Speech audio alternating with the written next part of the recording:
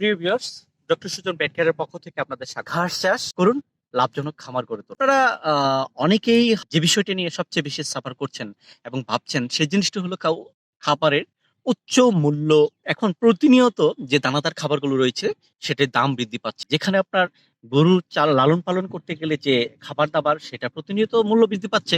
অথচ আপনি গরু থেকে যা পাচ্ছেন তা বৃদ্ধি পাচ্ছে না, বরঞ্চ হ্রাস পাচ্ছে। দানাদার খাবারের দিকে যাওয়ার কারণে এবং গরুকে রাফেজ যে খাবার, ঘাস জাতীয় যে খাবার সেগুলো না খাওয়ানোর কারণে গরু থেকে প্রতিনিয়ত চারণভূমি এটার পরিমাণ কমে যাওয়ার কারণে এবং আমাদের অভ্যস্ততাহীনতার কারণে আমরা ঘাস চাষে খুব একটা উদাসীন হয়ে পড়েছি। অনেকটা উদাসীন হয়ে পড়েছি।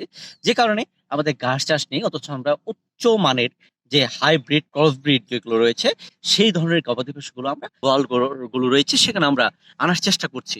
অথচ তাদের যে খাবারগুলো রয়েছে আপনারা খেয়াল করে থাকবেন যে অস্ট্রেলিয়া, নিউজিল্যান্ড কিংবা কানাডা ওই সমস্ত দেশে যে ইউরোপিয়ান যে কান্ট্রি গুলো যেখানেতে আমাদের গরুর লালন পালন গুলো হয়ে থাকে দেখবেন বিশাল চারণভূমি রয়েছে।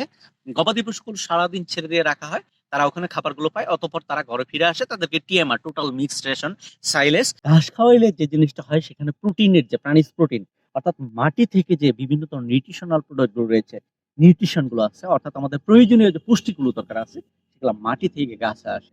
সেই জন্য বিভিন্ন ধরনের যে আমরা ডাল কিংবা সবজি কিংবা ফলমূল যাই খাই না কেন তা কিন্তু মাটির সাথে কানেক্টেড। তো আপনার যে প্রাণী খাবার খাবে সেটাও হলো এই ঘাস। ঘাস হলো মাটি থেকে এর মধ্যে পুষ্টিগুলো আসবে তখন সে খাবে। তার যে প্রোটিন দরকার, প্রোটিন সবচেয়ে বেশি যে পরিমাণ দরকার সেটাও আসবে এই ঘাস থেকে। এবং সে এই রাফেজ জাতীয় খাবার কারণে তার ডাইজেস্টিভ সিস্টেম ভালো থাকবে, তার নিউট্রিশনাল চাহিদা পূরণ হবে।